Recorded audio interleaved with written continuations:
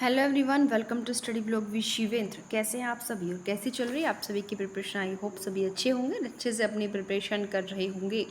आज इस वीडियो में हम सभी एडवोकेट्स के लिए लेकर आए हैं बहुत ही मोस्ट इम्पॉर्टेंट जानकारी। जी हाँ, जैसा कि आप सभी जानते हैं कि एडवोकेट एक्ट जो है 1961 में एक बहुत बड़ा संशोधन जो है 2023 में कर दिया गया है, जो कि 30 सितंबर से जो है क्या हो गया है, एक्टिव हो गया है। जी हाँ, आखिर क्या संशोधन है बताएंगे इस वीडियो में, आखिर तक बने रहेगा हमारे साथ, क्योंकि सभी एडवोकेट्स के लिए बहुत ही मोस्ट इंपॉर्टेंट और साथ ही साथ कुछ डाउट्स के लिए भी। आखिर कौन होते हैं डाउट्स, बताएंगे इस वीडियो में आगे।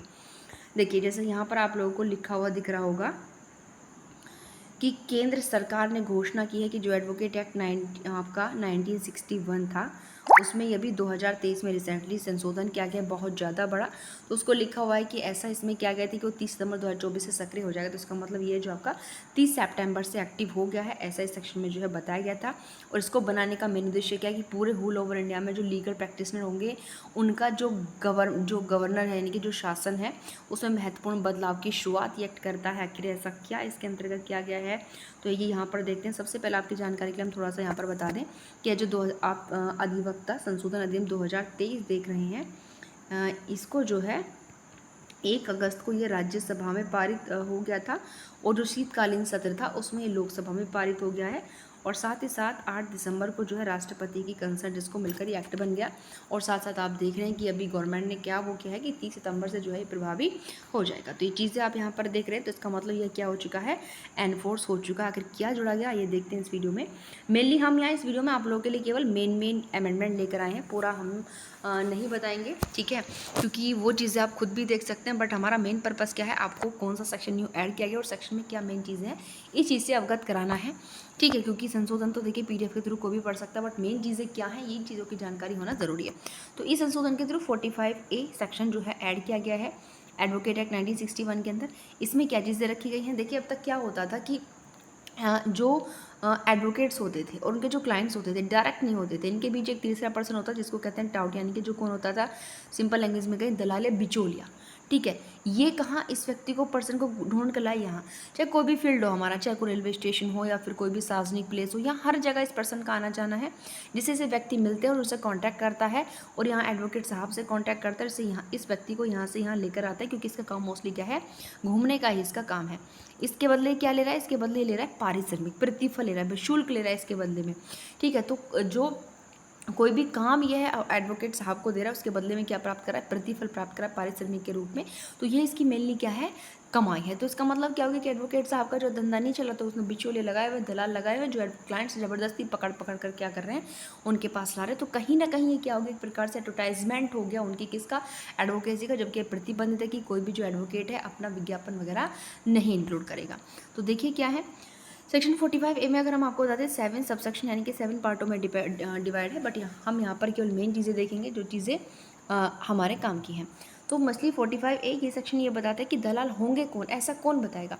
तो यहाँ पर ये खोल दिया गया है सबसे पहले सबसेक्शन फर्स्ट में यहाँ पर कि न्यायालय, चाहे वो सेशन कोर्ट हो, चाहे वो हाई कोर्ट हो या न्यायपालिका, जो किससे नीचे नहीं होनी चाहिए, यानी कि जो जिला कलेक्टर होते हैं, जो डीएम साहब होते हैं, उनसे नीचे की पोस्ट पर वो कोर्ट जो है नहीं होनी चाहिए, ठीक है।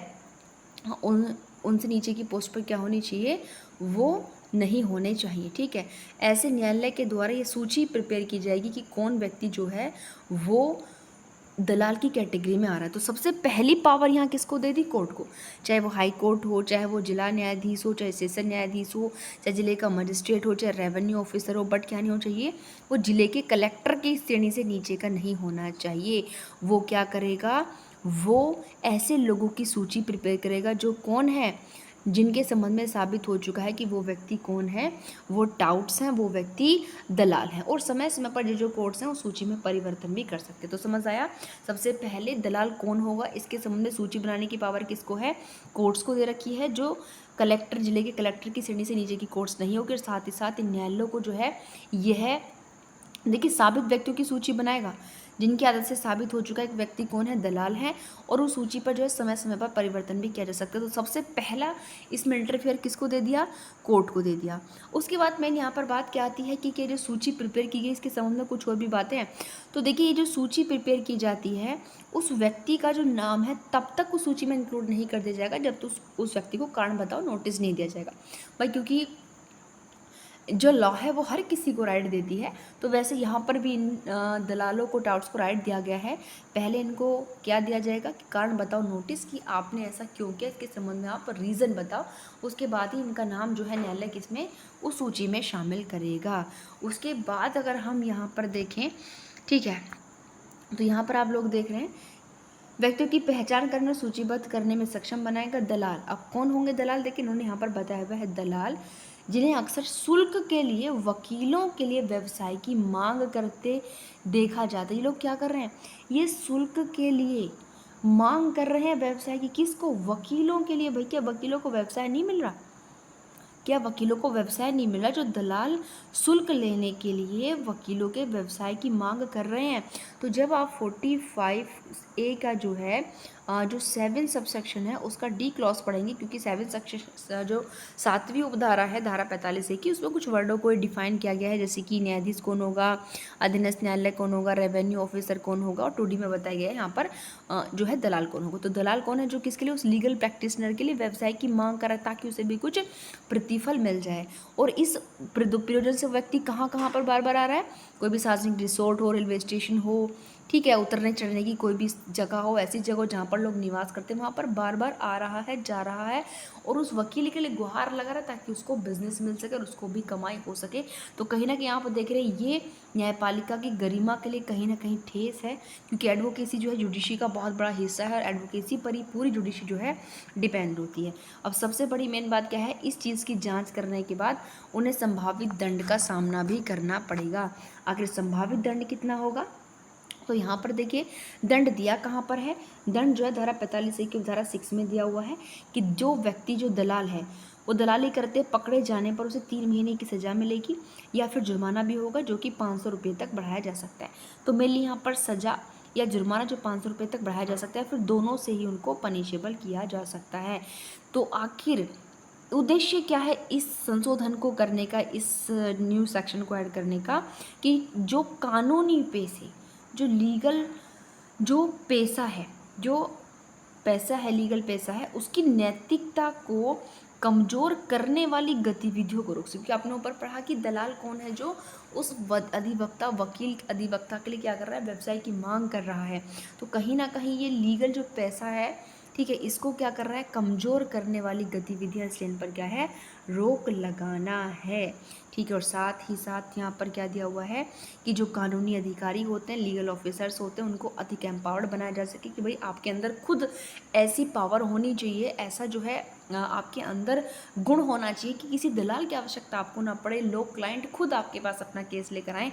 उन कानूनी अधिकारियों को, अधिवक्ताओं को ज़्यादा सशक्त बनाएगा ताकि उन दलालों की आवश्यकता ही ना पड़े, जो उनके द्वारा किए गए काम का आधा पैसा खुद हड़प कर जाते हैं।